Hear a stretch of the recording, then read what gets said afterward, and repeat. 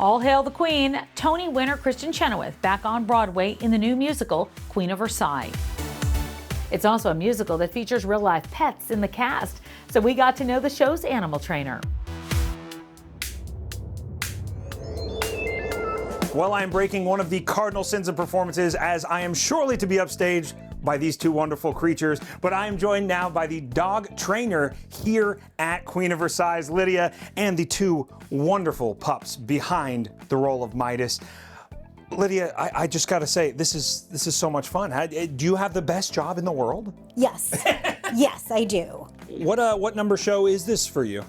6 on Broadway. That's fantastic. All dogs or different types of animals? Snakes, goats, chickens, rats, kittens. What goes into picking the right animal for the right job? Well, the show asked me, like in this case, Michael Arden said, Lydia, I would like you to find me a white Pomeranian who doesn't bark and likes to be carried. and I said, oh, easy peasy. So I did a lot of searching, and I had to find dogs that met the criteria, and then the ultimate say-so went to Kristen Chenoweth.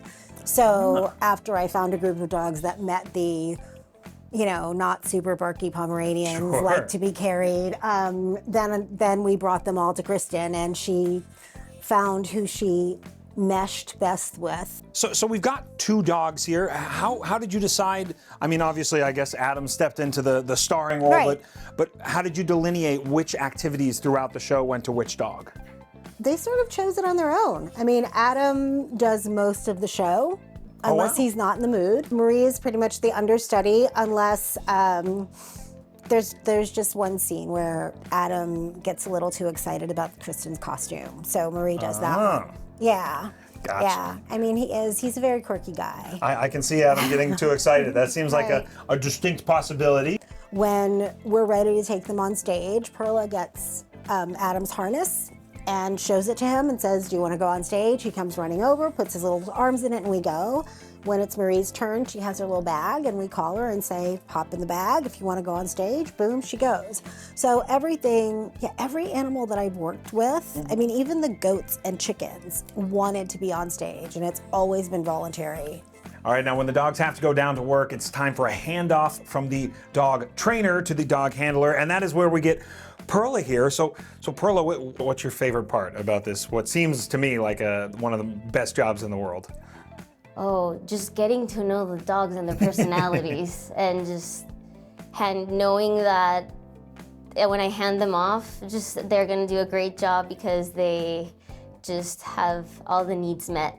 All right, so I saw the dog's demeanor change a little bit when you put the vest on. It seemed like they were ready to go. What's going on here? So this is the vest that I put on whenever I'm ready to get them downstairs. So it has everything they need. It has the treats, it has wipes, it has leashes, pee-pee pads, wipes, just everything that they would need, a comb. You don't know if they're like playing with each other, have spit on them, like just comb it right out. Everything they need to be on stage. I'm sure working with animals, it's never 100. Live theater always has its quirks. What are some of the strangest, funniest memories of things that happen to not go quite according to plan on stage with these 2 dogs or any of your other animals? My first show ever, it was Mice and Men, and I had 2 very old dogs, and so they were very chill. So I would walk around pre-show. I would just walk around, the dog would be naked. We would just walk around. I was in the green room getting a cup of coffee, and suddenly she decided she wanted to be on stage.